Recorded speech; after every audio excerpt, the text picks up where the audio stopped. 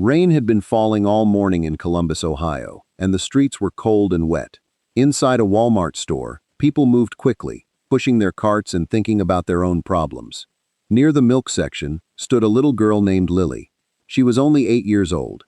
Her clothes were old, her shoes were wet, and she held a small baby in each arm. The babies were her little brothers, Sam and Ben. They were crying softly because they had not eaten properly that day. Lily looked around the store, trying not to cry. She walked to the cashier and placed one small bottle of milk on the counter. "Please, can I have this?" she asked quietly. The cashier looked at the milk, then looked at Lily. "Do you have money?" she asked. Lily lowered her head. "No, ma'am, but my brothers are hungry." The cashier felt sorry for her, but she could not give the milk away. She gently shook her head. Lily picked up the bottle and held it close to her chest. Tears filled her eyes as she turned away. She had been taking care of her brothers since their parents died in a house fire. She had no idea where they would sleep that night, but she knew she had to find food for them first. Just then, a man walked into the store. His name was David Miller, a well-known millionaire who owned several food companies. He had come to the store to buy a few things before going home. As David walked past the milk section, he noticed Lily standing alone with the two babies. He stopped. For a few seconds, he simply watched. Everyone else had walked past her, but David could not. He walked over and asked, "Are those your brothers?" Lily nodded. "They are hungry," she whispered. David looked at the small bottle of milk in her hand. Then he looked at her tired face. "Come with me," he said kindly. Lily followed him to the counter. David bought the milk, then added baby food, diapers, warm clothes, blankets, and enough food to fill several bags. Lily stared at everything in shock. She had never seen so much food bought for her before. When David handed her the bags, Lily held them tightly. Then she looked up at him with tears in her eyes. "Thank you, sir," she said. David smiled. "You don't have to thank me." Lily shook her head. "I will pay you back when I grow up." David froze. Those simple words touched his heart in a way he never expected. He looked at the little girl and wondered what had happened to her family, and why an 8-year-old child had been forced to carry so much responsibility.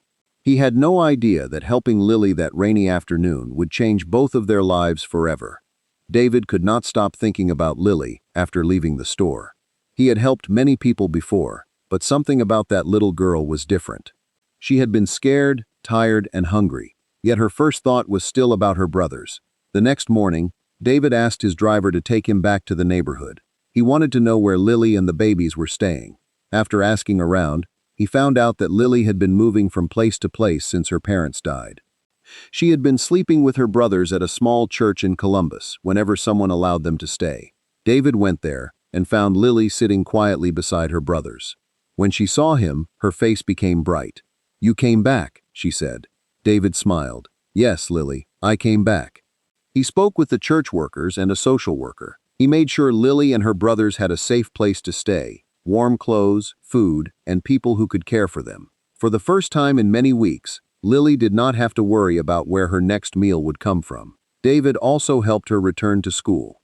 He told her that being a good sister did not mean she had to carry the whole world on her small shoulders. "You are still a child," he told her. "You deserve to learn, laugh, and dream." Lily listened carefully. From that day, she began working hard in school. She never forgot the millionaire who had stopped when everyone else kept walking. Years later, Lily became a kind and hard-working young woman. She always remembered the lesson David had taught her. Helping someone was not about getting something back. David also changed. He began spending more time helping children and families who had nowhere else to turn.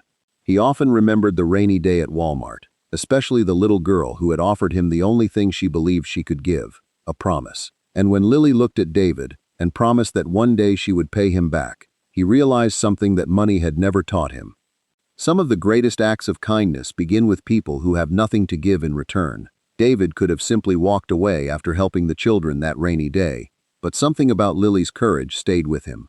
He knew there was a story behind those 3 children, a story that had brought them to that Walmart alone and afraid. And as David decided to uncover the truth, he had no idea that helping Lily and her brothers would soon change his own life in a way he never expected. Because sometimes, the people we rescue are the very people who end up giving our lives a new purpose.